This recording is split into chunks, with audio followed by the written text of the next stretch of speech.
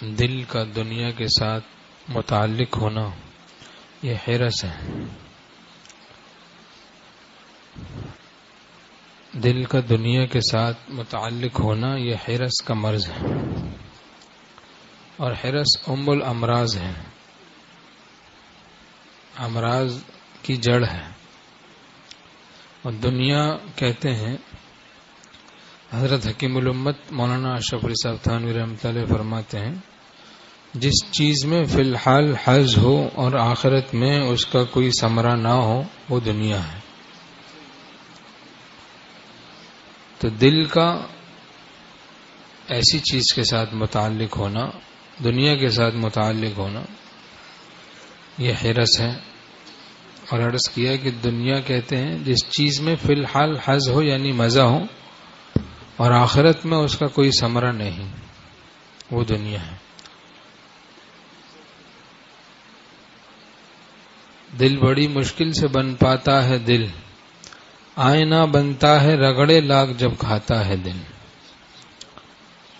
تو اہل دل کے پاس، اہل دل کے ہاں دل پر محنت ہوتی ہے کہ دل بن جائے. ایک لطیفہ قلب کو روشن کر لیں ہم لوگ تو تمام لطائف روشن ہو جائیں.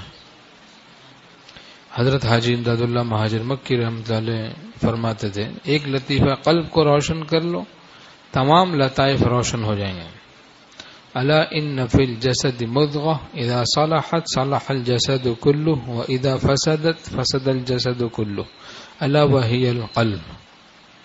حدیث شریف میں کہ تمہارے جسم میں ایک گوشت کا ٹکڑا ہے، جب وہ سدھرتا ہے سارا جسم سدھر جاتا ہے، جب وہ بگڑتا ہے سارا جسم بگڑ جاتا ہے، وہ دل ہے.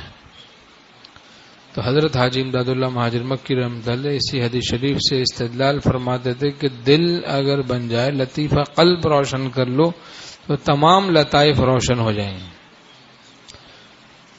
اور دل روشن ہو جاتا ہے حفاظت نظر کی برکت سے، انشاءاللہ دل روشن ہو جائے گا. دل پر حلاوت ایمانی، اللہ کا پیار نصیب ہوگا. دل میں حلاوت ایمانی نصیب ہوتی ہے.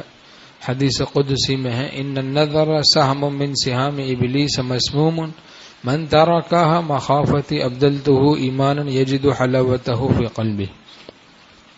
نظر شیطان کے تیروں میں سے ایک تیر ہے، زہر میں بجھا ہوا، جو میرے خوف سے اس کو چھوڑ دے گا اس کے بدلے ایسا ایمان دوں گا جس کی مٹھاس کو اپنے دل میں پالے گا. حلاوت ایمانی دل پر عطا ہوتی ہے.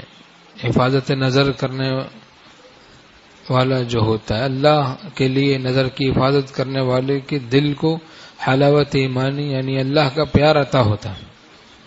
اس سے لطیفہ قلب روشن ہو جائے گا انشاءاللہ تعالی.